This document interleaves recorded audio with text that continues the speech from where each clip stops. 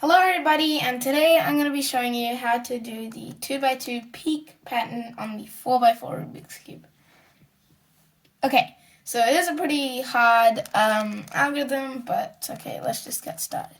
So the first thing you have to do is you have to do the back. So turn it to the back, and then get so that is the back layer, and then get the layer beneath that layer, so that layer right there.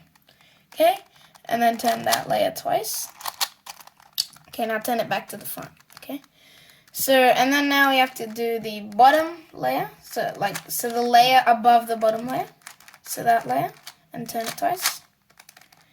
Next, what we have to do is we have to take the left two layers and turn them twice. Next, the top layer clockwise. Then the front layer, turn it 2 times. So the front layer, turn it 2 times. Next, the left layer, turn it 2 times. Then the bottom layer, turn it anti-clockwise, so that. Then the left layer anti-clockwise, the left layer up. Next, the bottom layer clockwise. Then the left layer up. The front layer clockwise.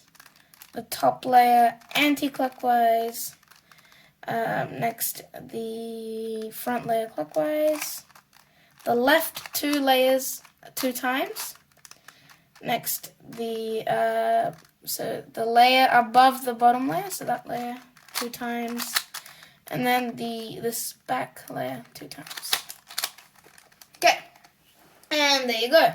That is the 2x2 peak pattern. So it kind of looks like it's sitting on a peak. And yeah, and it's also on the other side as well. So yeah, that's basically it for this video, guys. If you liked it, please make sure to hit the like button right down there, as well as the subscribe button. And goodbye. See you in my next video.